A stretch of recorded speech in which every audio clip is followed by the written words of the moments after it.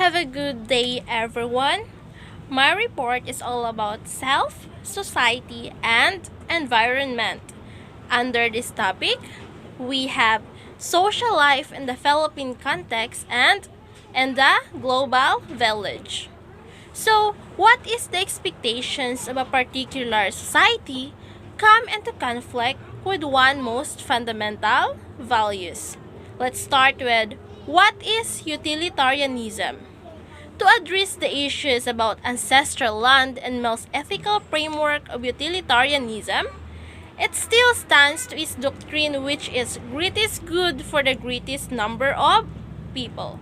Through this, one cannot just claim a land which may affect the others.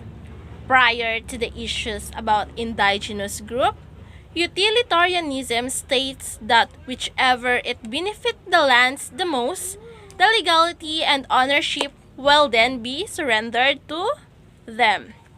As for the issue in the global area, utilitarianism suggests that an action done, for instance, by the Filipinos within the Philippine territory, technically cannot remain matters for Filipino only, if such actions can potentially affect those outside the borders of the nation. Let's hear from other ethical framework.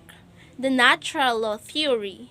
Thomas Aquinas' natural law theory always upholds the principle that must guide the individual in whatever action she will take, especially if it affects larger society. Human life, care, truth, and harmony must be considered when the larger whole is at stake. This is because there is no harmonious social life if the people in the society do not value human life.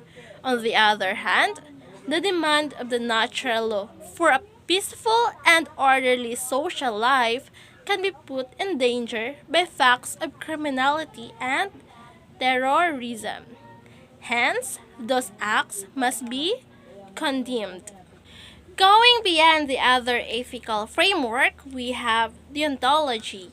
Immanuel Kant is a proponent of deontology. He argues that use of principles of universalizability and dealing with issues about conflict in the society, according to him, there is no manner of heteronomous rules that should dictate one's choice of actions. However, one is able to follow any heteronomous laws if such laws is in accordance with one's understanding of moral duty. Everyone must understand why it is the right thing to do, and not because someone else imposed you to do so. Hence, people in the society must make sure the laws and rules are in line with what universalizable moral duty will prescribe. Last but definitely not the least is the virtue ethics. Aristotle's virtue ethics prescribes mesotes as a guide to all the actions taken by a person and dealing with the community. Justice, liberty, magnificence, among others, are socially oriented Aristotelian virtues. Thus, a person must be guided by those virtues in every dealings in the society. However, one must take note that those virtues are not fixed point, which means that one will have a mesotes that is determined by the particular context. Best example is an OFW who must balance the need for acculturation on one hand and keeping one's Filipino identity on the other. To finally conclude, each of the four ethical framework is a starting point for thinking every person moral responsibility toward society at large. The next topic under self, society, and environment, the non-human environment. Questions of environmental ethics, of the ethical or moral responsibilities human beings have toward the non-human world, and only appeared in the 20th century. Previously, most ethical theories focus more on interhuman relations rather than human to non-human relations. We will therefore merely suggest beginning possibilities for further exploration into an environmental ethics based on any of the four classical ethical theories. In the case of utilitarianism, some scholars point out that the hedonistic doctrine focuses on the sovereignty of pleasures and pain in human decision making that should be extended in other creatures that can also experience the pleasures and pain, namely the animals.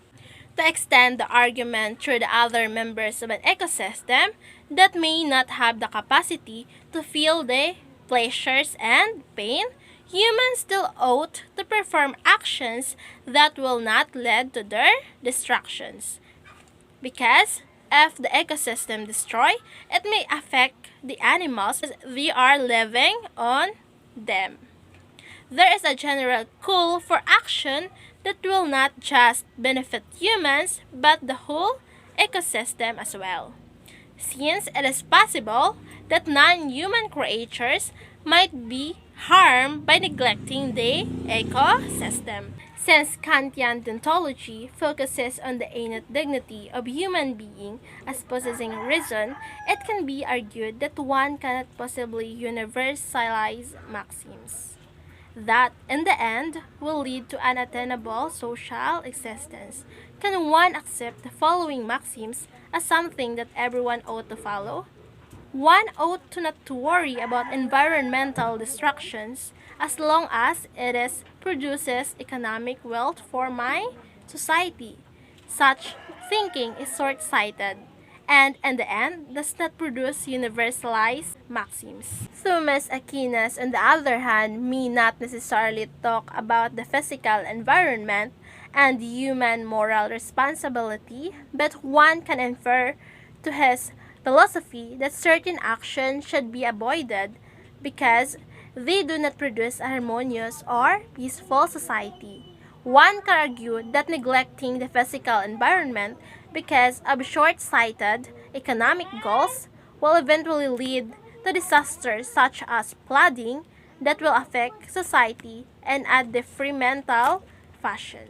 Lastly, Aristotle's virtue ethics also pick up on the problem of such short-sightedness and asked how this can possibly lead to becoming a better person. One may argue, therefore, that Aristotle would support the argument that a person has a moral responsibility to see beyond what is immediate. If so, one must see beyond the satisfaction of immediate economic needs and make sure that having the environment for the sake of such will not eventually lead to something worse. These four frameworks, however, have proven to be some of the most influential theories or to further discussion on moral philosophy. They are not to be seen as options to dictate on what one is supposed to do in a particular situation. In the end, there is only a beginning. We do not have a computer program here that can automatically calculate what is the right thing to do in a given situation. Realizing the finitude of human understanding and the capacity of human to choose, at the end, what is right is still the mean. And my report will end on this. Thank you.